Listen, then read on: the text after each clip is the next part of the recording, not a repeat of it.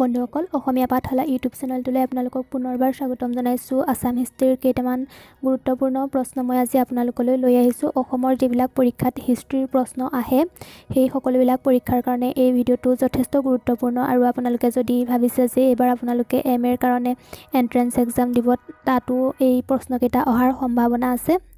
আহকচোন ভিডিঅ'টো আৰম্ভ কৰোঁ।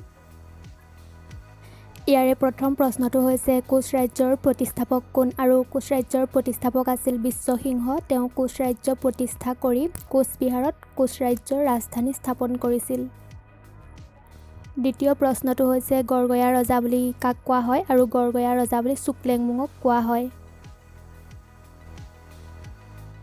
তৃতীয় প্ৰশ্নটো হৈছে কোচ বংশৰ শ্ৰেষ্ঠ ৰজাজন কোন আৰু ইয়াৰ উত্তৰ হৈছে নৰনাৰায়ণ।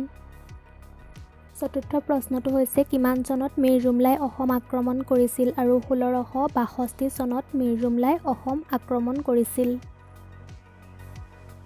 নেক্সট প্ৰশ্নটো হৈছে আহোম ৰাজ্যৰ ৰাজধানী চৰাইদেউত কিমান চনত প্ৰতিষ্ঠা কৰিছিল আৰু 1235 চনত আহোম ৰাজ্যৰ ৰাজধানী চৰাইদেউত প্ৰতিষ্ঠা কৰিছিল। 6 নম্বৰৰ প্ৰশ্নটো হৈছে যে ইয়াণ্ডাবু সন্ধি কিমান চনত হৈছিল আৰু 1826 চনত ইয়াণ্ডাবু সন্ধি হৈছিল। 7 নম্বৰৰ প্ৰশ্নটো হৈছে অসমৰ মাটিৰ জৰীপ কৰা প্ৰথম ৰজাজনৰ নাম কি আৰু অসমৰ মাটিত জৰীপ কৰা প্ৰথম ৰজাজন আছিল গদাধৰ সিংহ। 8 নম্বৰৰ প্ৰশ্নটো হৈছে আহোমৰ শেষৰ ৰজাজন কোন আৰু আহোমৰ শেষৰ ৰজাজন আছিল পুৰন্দৰ সিংহ। 9 নম্বৰৰ প্ৰশ্নটো হৈছে কিমান চনত ইটাখুলিৰ ৰণ হৈছিল। 1681 চনত ইটাখুলিৰ ৰণ সংঘটিত হৈছিল। ইয়াৰ নেক্সট প্ৰশ্নটো হৈছে মুছলমানৰ প্ৰথম অসম আক্ৰমণ কিমান চনত হৈছিল আৰু 1206 চনত মুছলমানে প্ৰথমবাৰ অসম আক্ৰমণ কৰিছিল। 11 নম্বৰৰ প্ৰশ্নটো হৈছে আহোম ৰাজ্যৰ ৰাজধানী যোৰহাটত কিমান চনত প্ৰতিষ্ঠা কৰিছিল আৰু 1794 চনত আহোম ৰাজ্যৰ ৰাজধানী যোৰহাটত প্ৰতিষ্ঠা কৰিছিল। 12 নম্বৰৰ প্ৰশ্নটো হৈছে কিমান চনত অসম ছাত্ৰ সন্মিলনৰ প্ৰতিষ্ঠা হয়। 1916 চনত অসম ছাত্ৰ সন্মিলনৰ প্ৰতিষ্ঠা হয় আৰু অসম ছাত্ৰ সন্মিলনে 1920 চনত অসহযোগ আন্দোলনতো যোগদান কৰে। 13 নম্বৰৰ প্ৰশ্নটো হৈছে বৰ্মন বংশৰ শেষৰ ৰজাজনৰ নাম কি। বৰ্মন বংশৰ শেষৰ ৰজাজনৰ নাম হৈছে ভাস্কৰ বৰ্মন। ইয়াৰে নেক্সট প্ৰশ্নটো হৈছে চুতীয়া ৰাজ্যৰ শেষৰ ৰজাজনৰ নাম কি আৰু ইয়াৰ উত্তৰ হৈছে নীতিপাল। নীতিপাল আছিল চুতীয়া ৰাজ্যৰ একেবাৰে শেষৰ ৰজা।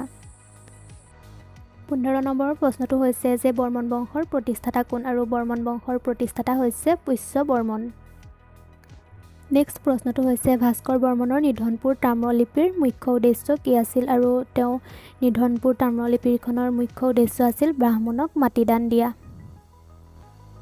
17 নম্বৰৰ প্ৰশ্নটো হৈছে যে আইনী আকবৰী গ্ৰন্থখনৰ লেখক কোন আৰু আইনী আকবৰী গ্ৰন্থখনৰ লেখক হৈছে আবুল ফজল। নেক্সট প্ৰশ্নটো হৈছে চিহাবুদ্দিন তালিছৰ প্ৰকৃত নাম কি আৰু চিহাবুদ্দিন তালিছৰ প্ৰকৃত নাম হৈছে ইবন মহম্মদ ৱালি আহমেদ। আজিৰ শেষৰ প্ৰশ্ন দুটা হৈছে যে অসহযোগ আন্দোলন কিমান চনত হৈছিল আৰু 1920 চনত অসহযোগ আন্দোলন হৈছিল।